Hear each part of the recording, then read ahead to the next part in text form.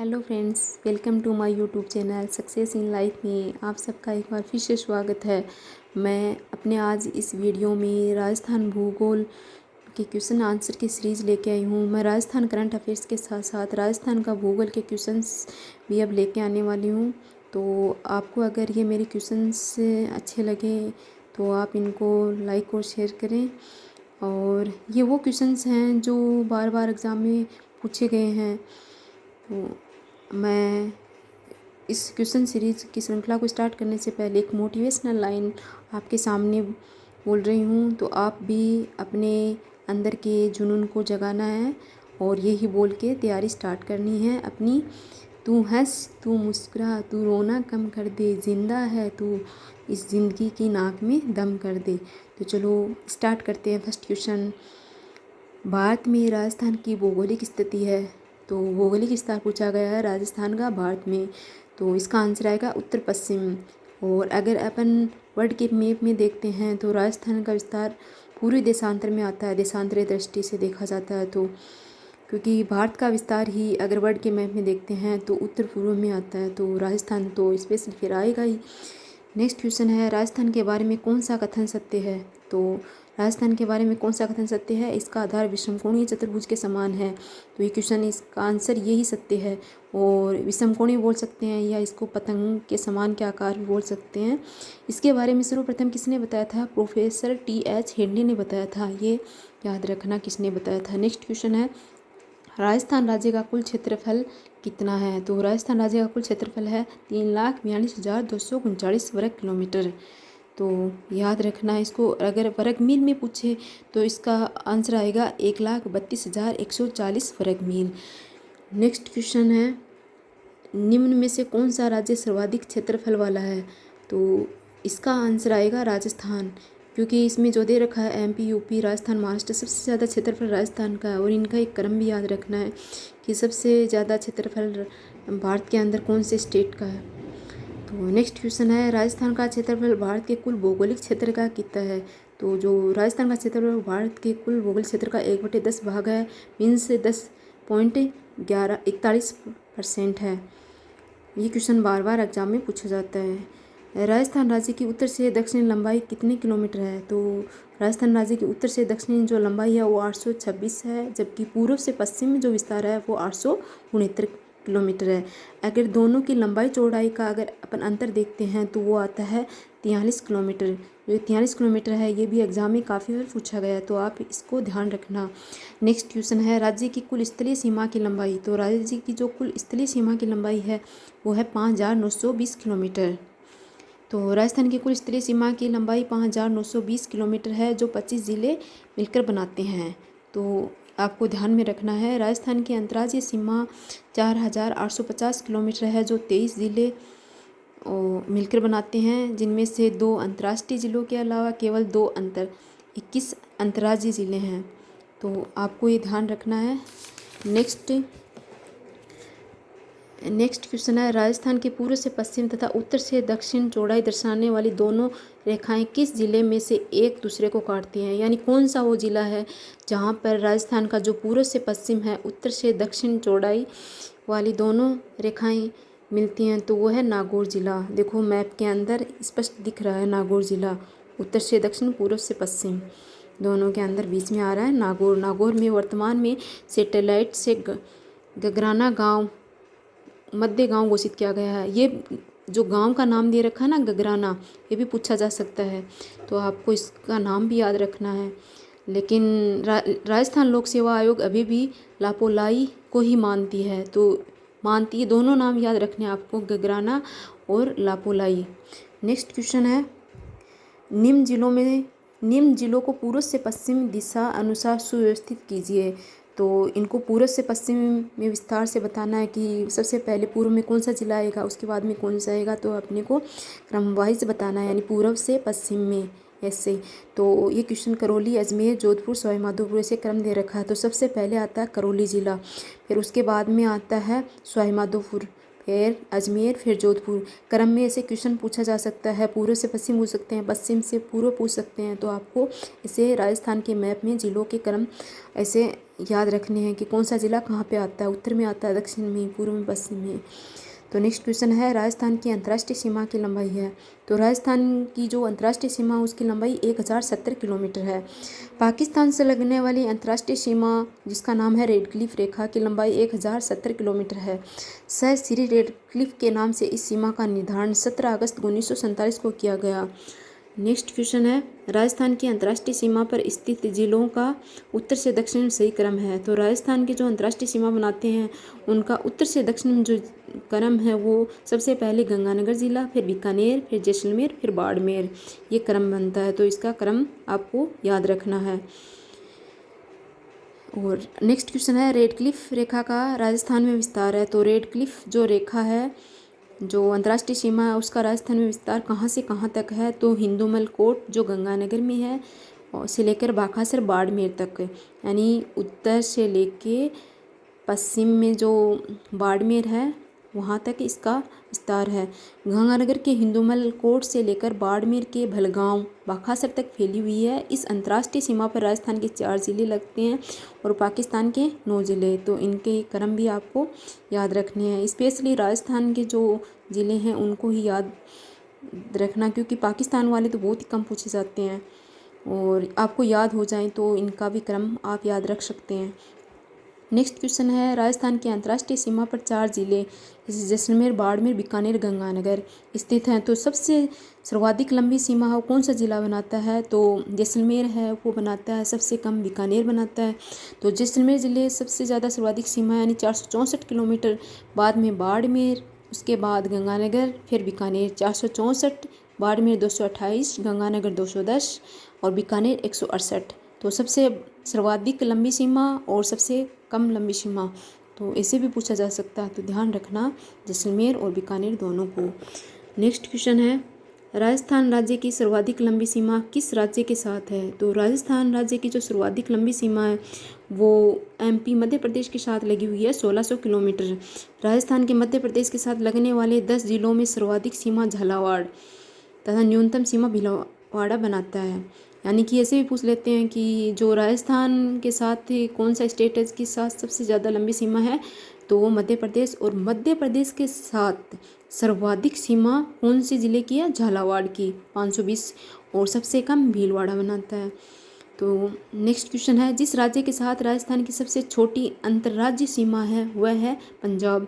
पंजाब के साथ राजस्थान की 89 किलोमीटर सीमा लगी हुई है और इसमें से भी राजस्थान की सबसे जो पंजाब के साथ लगी हुई है उनमें सर्वाधिक गंगानगर की है और न्यूनतम हनुमानगढ़ की है। नेक्स्ट क्वेश्चन है, राजस्थान का वह जिला जिसका भौगोलिक एवं सामाजिक वातावरण, पर्यावरण तथा राजनीतिक सीमा उत्तर प्रदेश व मध्य प्रदेश से मिलती है। तो यूपी एमपी दोनों के साथ कौन सा जिला राजस्थान का जो सामाजिक, पर्यावरण और राजनीतिक तीनों रूप से सीमा बनाता है, तो वह है धौलपुर।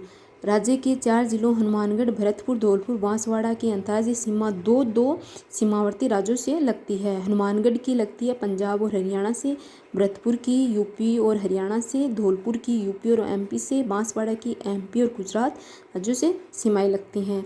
नेक्स्ट क्वेश्चन है, राजस्थान का सबसे पूर्वी जिला है। राजस्थान का सबसे पूर्व में जिला पूछा जाता है, देखो एग्जाम में, ये है धौलपुर जिला। तो राज्य की उत्तर से दक्षिण की लंबाई का विस्तार 826 है, जिसका विस्तार कोणा गांव गंगानगर से स्टार्ट होता है और दक्षिण में बोरकुंड गांव यानी कुशलगढ़ बांसवाड़ा में पड़ता है, वहाँ तक इसका विस्तार है।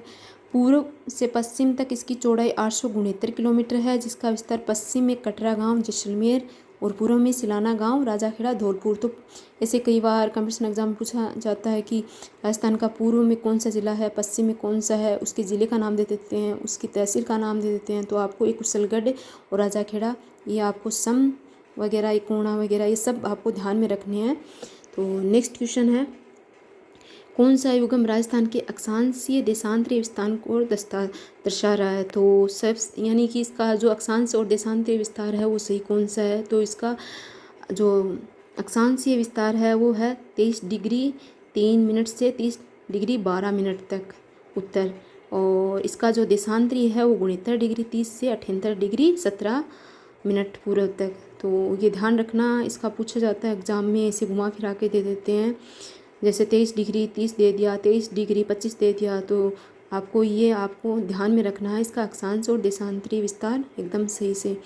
तो आगे नेक्स्ट क्वेश्चन है, राजस्थान राज्य का पूर्व पश्चिम व उत्तर दक्षिणी देशांतरी तथा अक्षांशीय विस्तार कितना है। तो अपने अभी फर्स्ट क्वेश्चन में पढ़ा था ना आगे कि राजस्थान का अक्षांश और देशांतरी विस्तार है वो 23 डिग्री 3 से 30 डिग्री 12।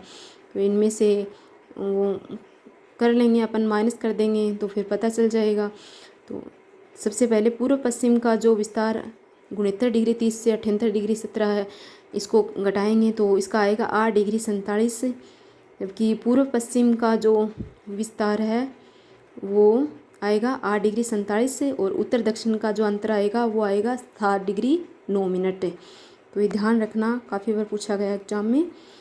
कर्क रेखा राजस्थान के किन जिलों से होकर गुजरती है। तो कर्क रेखा है वो राजस्थान का जो डूंगरपुर बांसवाड़ा ज़िला है वहाँ से होकर गुजरती है।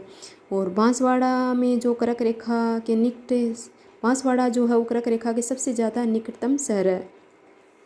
नेक्स्ट क्वेश्चन है, 21 जून को सूर्य राजस्थान के किस जिले में लंबवत चमकता है। तो 21 जून को सबसे ज़्यादा जो लंबवत सर्वाधिक वर्षा वाला दूसरा जिला बांसवाड़ा में सूर्य की सबसे सीधी किरणें पड़ती हैं।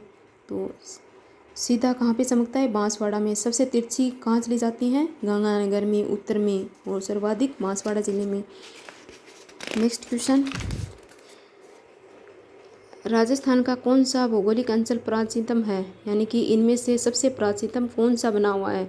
तो घग्गर का मैदान है, उत्तर पूर्वी मैदान है, अरावली पर्वतीय मैदान है, थार मरुस्थल है। तो सबसे प्राचीनतम पता ही अपने को अरावली है, जो प्री कैम्ब्रियन युग में बनी हुई है। और जबकि जो दक्षिणी पूर्वी पठार है वो क्रेटेशियस युग में बना, और पूर्वी मैदान है वो प्लीस्टोसीन के प्रारंभिक युग में बना था। का मरुस्थल प्लीस्टोसीन उत्तर या नवीनतम है। तो आपको ये सब आपको ध्यान में रखने हैं। पूछा जा सकता है अरावली नहीं, ये भी दक्षिण पूर्वी पठार का निर्माण कब हुआ, कौन से काल युग में हुआ, पूर्वी मैदान का कब हुआ, थार के मरुस्थल का कब हुआ। तो नवीनतम है ये पूर्वी मैदान, और थार का मरुस्थल प्लीस्टोसीन युग में बने हैं। और नेक्स्ट क्वेश्चन है, राजस्थान का लगभग कितने प्रतिशत भूभाग मरुस्थल से घिरा हुआ है। तो कितना प्रतिशत भूभाग है जो मरुस्थल से घिरा हुआ है। तो इम्पोर्टेंट क्वेश्चन है। तो 61% जो है, 61.11% है वो मरुस्थल से घिरा हुआ है, जिसके अंदर 12 ज़िले आते हैं मरुस्थलीय क्षेत्र में राजस्थान के। तो उत्तर पश्चिम मरुस्थलीय प्रदेश है, इसका निर्माण कब हुआ है, टर्सरी एवं प्लीस्टोसीन काल में हुआ है।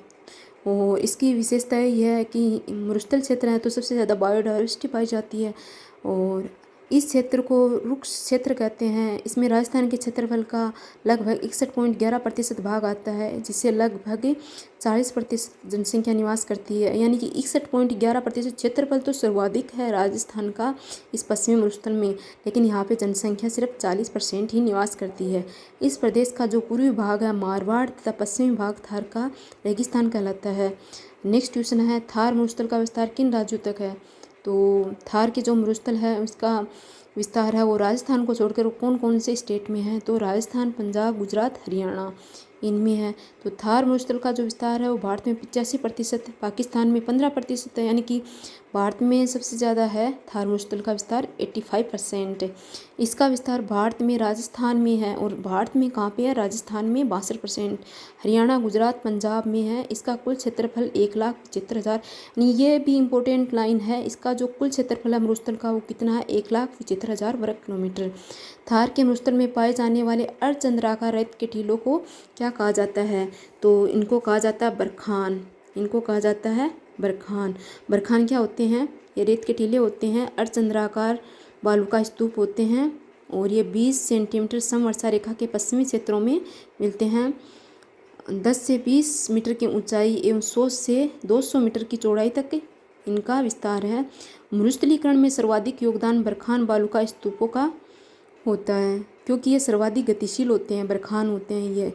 और ये कहाँ पे ज़्यादा मिलते हैं, राजस्थान में भालेरी, चूरू में, जैसलमेर, सीकर, सूरतगढ़, लुणकसर यानी बीकानेर, और करणी माता, बाड़मेर, ओसिया व जोधपुर में मिलते हैं। ये बालू का स्तूप मंद पवनामुखी ढाल व तीव्र पवनाभिमुखी ढाल, इनका जो ढाल होता है ये अर्धचंद्राकार रूप लिए होते हैं। तो इनका जो पवन की तरफ का जो ढाल होता है वो मंद होता है, जबकि इनका विमुख वाला जो पवन आ रही है वो विमुख वाला ढाल होता है वो तीव्र होता है। तो ध्यान रखना है, बरखान वाला स्पेशल पूछा जाता है एग्जाम में बार बार।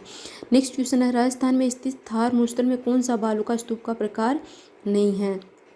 तो राजस्थान में ये पेराबोलिक बालू का स्तूप भी होते हैं, तारा स्टार शेप के भी होते हैं, बरखान भी होते हैं, लेकिन गोराउड होते हैं कि राजस्थान में बालू का स्तूप का प्रकार नहीं है। तो अपन थोड़ा सा इनके बारे में डिटेल से देखते हैं। बालू का स्तूप युक्त मरुस्थलीय प्रदेश, सर्वाधिक बालू का स्तूप कहाँ है? जैसलमेर में, यानी कि सबसे ज़्यादा जो बालू का स्तूप मिलते हैं वो कहाँ मिलते हैं? जैसलमेर में मिलते हैं।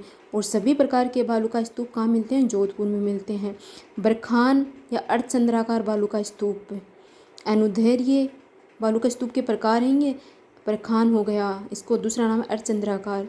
सेकंड अनुदैर्घ्य पवनानुवर्ती या रेखे बालू, अनुदैर्घ्य बालू का स्तूप को रेखे बालू का स्तूप बोलते हैं। एक पेराबोलिक बालू का स्तूप, सीप बालू का स्तूप। तो चलो थोड़ा सा अपन इनके बारे में पढ़ लेते हैं। अनुप्रस्थ बालू का स्तूप क्या होते हैं? इनकी ऊंचाई 10 से 40 मीटर एवं स्तूपों के मध्य दूरी 500 से 1000 मीटर होती है, यानी कि इनके जो बीच की दूरी है वो 500 से 1000 मीटर के बीच होती है। ये पवनों की दिशा के समकोण पर बनने वाले जो अनुप्रस्थ होते हैं वो क्या होते हैं? ट्रांसवर्सेज, यानी कि समकोणिक रूप में बनते हैं। और ये ज़्यादातर कहाँ मिलते हैं? बीकानेर, हनुमानगढ़ के रावतसर, गंगानगर के सूरतगढ़, चूरू, झुंझुनू जिलों में ये अनुप्रस्थ बालू का स्तूप मिलते हैं। सेकंड स्टार सैंड ड्यून्स, ये तारा बालू का स्तूप। हमादा के चारों ओर पाए जाने वाले बालू का स्तूप को तारानुमा बालू का स्तूप कहा जाता है। तारा बालू का स्तूप जैसलमेर के मोहनगढ़, पोखरण क्षेत्र तथा गंगानगर के सूरतगढ़ में मिलते हैं। ये क्वेश्चन तारा बालू का स्तूप वाला बार बार एग्जाम में पूछा जाता है। तो आप ये वैसे तो पूरा इम्पोर्टेंट है, लेकिन आपको ध्यान में रखना है। सूरतगढ़ नाम दे दिया, सूरतगढ़ में कौन सा बालू का स्तूप है? तारा बालू का स्तूप। नेक्स्ट है अनुदैर्घ्य। अनुदैर्घ्य एक तो अनुप्रस्थ पढ़ लिए तारा बालू का, एक अब अनुदैर्घ्य या पवनानुवर्ती। अनुदैर्घ्य का ही दूसरा नाम क्या है? रेखे बालू का स्तूप। इसका विस्तार जैसलमेर के दक्षिण पश्चिम में जोधपुर, बाड़मेर जिलों में पाया जाता है। पवनानुवर्ती स्तूप पवनों की दिशा के समांतर बनने वाले स्तूप होते हैं। तो नेक्स्ट क्वेश्चन अब पढ़ रहे हैं अपन, राजस्थान में ड्यून मुक्त ट्रैक्ट पाया जाता है। ये क्वेश्चन अभी 2022 में एग्जाम में लेटेस्ट पूछा गया है। तो जो ड्यून मुक्त ट्रैक्ट होता है वो कहाँ पाया जाता है? बीकानेर, जैसलमेर, फलोदी, पोखरण। इम्पोर्टेंट क्वेश्चन है, अभी नेक्स्ट एग्जाम में आपसे पूछा जा सकता है। तो बालू का स्तूप मुक्त प्रदेश मरुस्थल के अधिकांश भाग में बालू का स्तूपों का अभाव है। इस क्षेत्र में बालू का स्तूप रहित प्रदेश कहा जाता है। यह प्रदेश जैसलमेर के चारों ओर लगभग 65 किलोमीटर क्षेत्र में, पोखरण तहसील के लगभग आधे भाग और फलोदी तहसील के दक्षिण और पश्चिमी क्षेत्रों में विस्तृत है। तो ये ड्यून मुक्त पाया जाता है, कहाँ पाया जाता है? बीकानेर, जैसलमेर, फलोदी कहाँ है? जोधपुर में, और पोखरण जैसलमेर में। तो यहाँ पे इसका विस्तार है। थार मरुस्थल के भाग हैं, तो थार मरुस्थल के जो भाग हैं वो कौन सा है? गोडवाड़ा प्रदेश है, RS प्री में पूछा गया अभी। तो गोडवाड़ा प्रदेश है, शेखावटी प्रदेश है, बनास का मैदान है, घग्गर का मैदान है।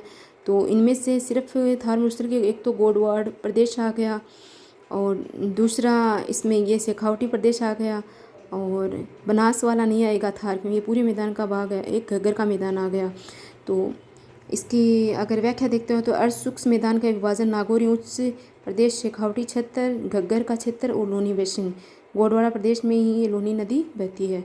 नेक्स्ट क्वेश्चन है, वर्तमान में अरावली पर्वत विद्यमान है। तो जो अरावली जो प्री कैम्ब्रियन युग में निर्माण हुआ था उसका सबसे पहले, तो अभी वर्तमान में किस रूप में बचा हुआ है इसे पूछ रहा है। तो ये अवशिष्ट पर्वतों के रूप में बचा हुआ है अरावली पर्वतमाला। निर्माण प्रक्रिया के आधार पर ये वलित पर्वतमाला है। समय के अनुसार ये प्राचीनतम है, वर्तमान में अवशिष्ट पर्वतमाला के रूप में बच गया है। नेक्स्ट क्वेश्चन है, राजस्थान में विश्व के प्राचीनतम पर्वत पाए जाते हैं जो गोंडवाना लैंड के भाग हैं उनका नाम है।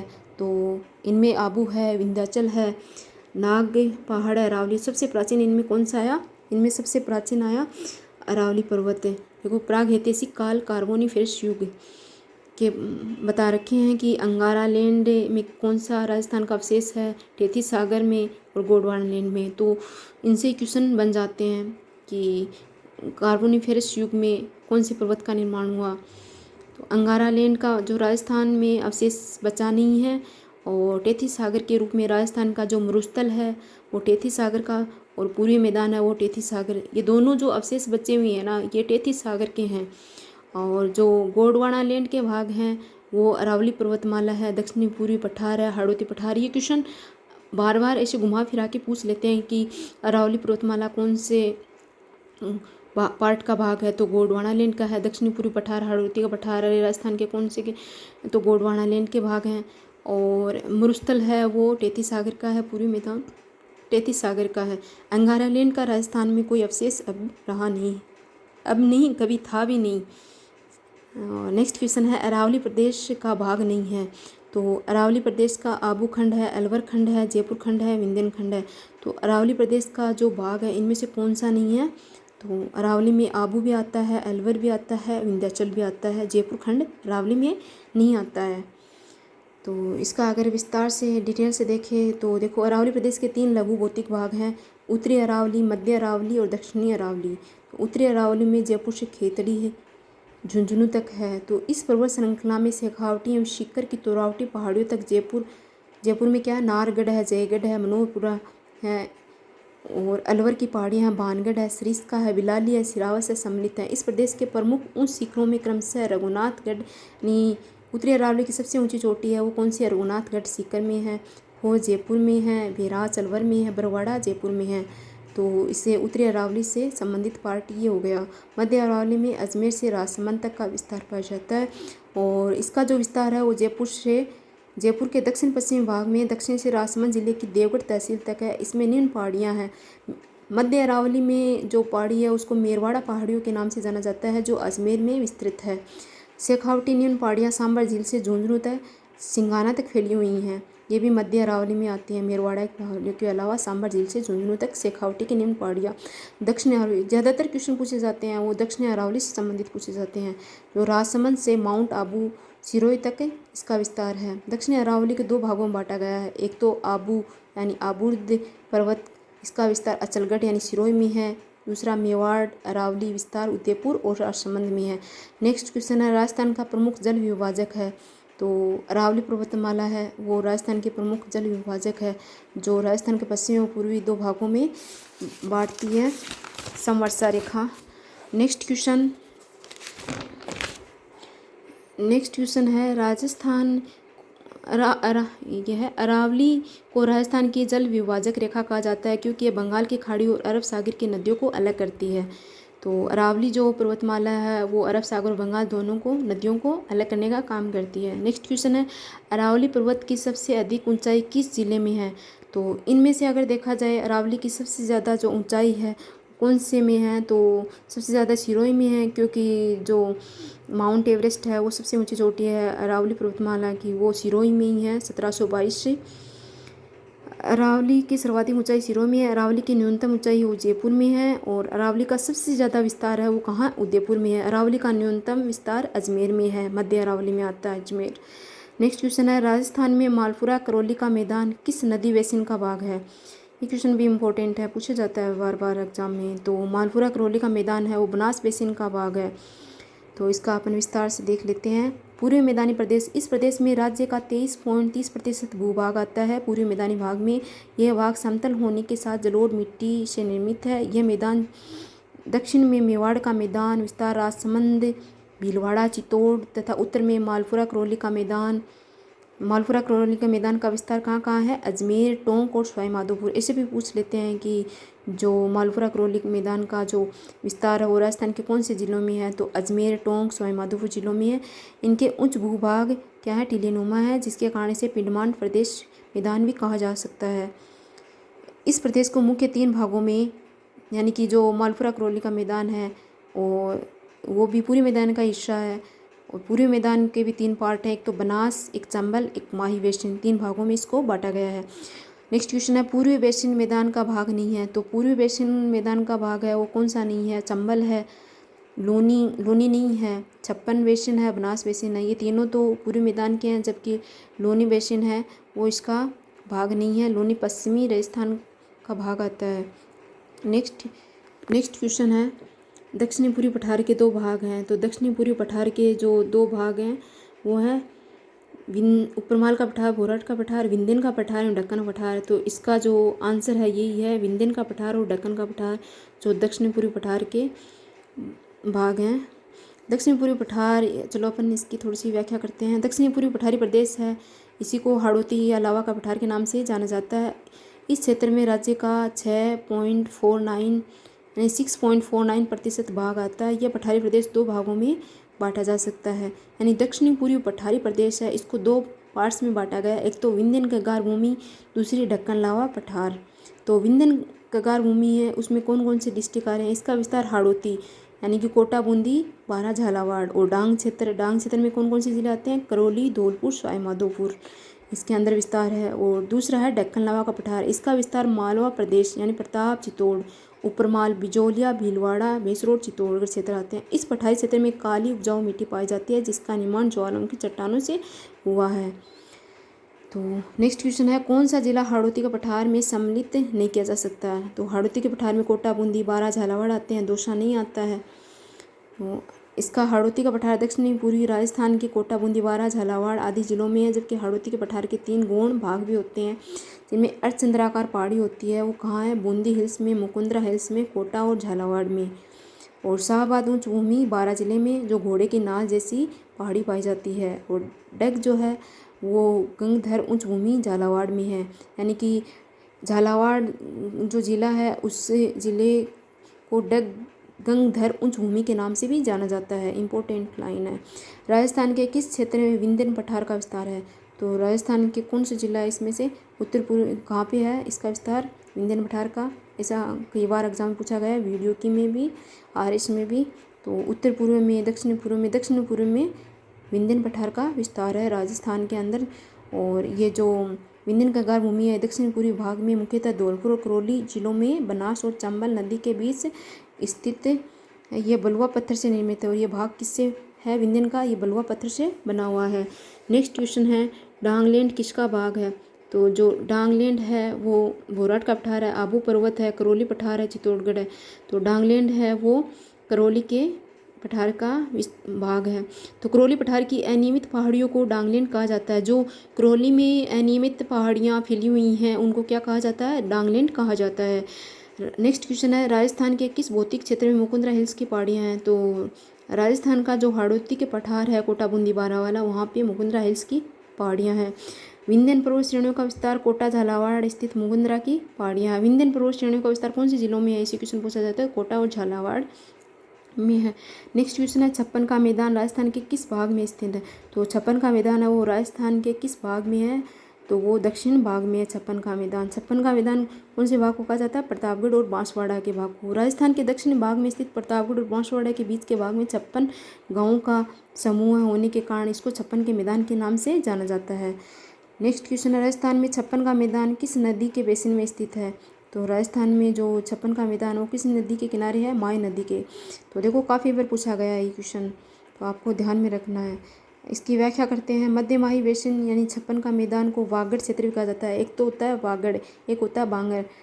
तो जो वागड़ है वो तो दक्षिणी राजस्थान में होता है, और जो बांगर है वो अपने पश्चिमी भाग में आता है, जैसे के अंदर झुंझुनू, सीकर, नागौर ये क्षेत्र आते हैं। तो ध्यान रखना, कंफ्यूज कर देते हैं ये वागड़ और बांगर। यह बेसिन माही नदी की सहायक नदियों को सिंचित है, जो बांसवाड़ा, डूंगरपुर, प्रतापगढ़ जिले के उत्तरी और उदयपुर के दक्षिणी पूर्वी भाग में विस्तृत है। नेक्स्ट क्वेश्चन है, छप्पन बेसिन किस जिले में है? तो छप्पन बेसिन है वो कहाँ पे है? बांसवाड़ा में है। छप्पन का मैदान हो गया, छप्पन की पहाड़ियाँ हो गई। तो छप्पन की पहाड़ियाँ हैं वो बाड़मेर में है, जबकि छप्पन का मैदान है वो बांसवाड़ा में है। नेक्स्ट क्वेश्चन है, राजस्थान का कौन सा भौगोलिक अंचल मालवा के पठार का विस्तार है? तो जो मालवा जो गुजरात का पार्ट है वो राजस्थान में है, राजस्थान से टच है। तो मालवा में राजस्थान का विस्तार है वो हाड़ौती का पठार है, यानी हाड़ौती का पठार है वो मालवा के पठार का ही हिस्सा है। मालवा के पठार का निर्माण कैसा हुआ? मालवा पठार उत्तर मध्य भारत, पश्चिम में गुजरात के मैदान, दक्षिण और पूर्व में विंध्य श्रेणी, उत्तर में मध्य भारत पठार और बुंदेलखंड उच्च भूमि से घिरा हुआ है। यानी कि जो मालवा का पठार है वो किन किन से घिरा हुआ है ये आपको बता रहा है। तो ज्वालामुखी उत्पत्ति वाला यह पठार मध्यवर्ती मध्य प्रदेश और दक्षिणी पूर्वी राजस्थान का हिस्सा है। मालवा के पठार के उत्तरी भाग को हाड़ौती का पठार भी कहते हैं। नेक्स्ट क्वेश्चन है, राजस्थान में भारत सीमांत वंश फैला है के सारे। राजस्थान में जो ग्रेट बाउंड्री फॉल्ट है वो कहाँ कहाँ पे इसका विस्तार है? तो बूंदी, सवाई माधोपुर की पहाड़ियों में इसका विस्तार है। तो ये क्वेश्चन भी इम्पोर्टेंट है, काफ़ी बार पूछा गया एग्ज़ाम में, यहाँ पे भी तो एक दे रखा है। और नेक्स्ट क्वेश्चन है, चंबल बेसिन का विशिष्ट स्थलाकृतिक स्वरूप है। तो चंबल जो बेसिन है वो अभी प्रेजेंट टाइम पे किस विशिष्ट स्थलाकृति के रूप में है? तो उत्कात स्थलाकृति के रूप में है। Thanks for watching my video. अगर आपको मेरा ये वीडियो पसंद आया तो इसको लाइक और शेयर करें, और इस तरह से मैं डेली आपके लिए इन राजस्थान ज्योग्राफी क्वेश्चंस की सीरीज लेके आ रही हूँ जो अभी तक एग्ज़ाम में पूछे गए हैं। और इससे आपको ये फ़ायदा होगा कि आपकी तैयारी कैसे चल रही है, आपका रिवीजन होगा इससे, और आपको अच्छा लगे तो इसको लाइक ज़रूर करें। थैंक्स।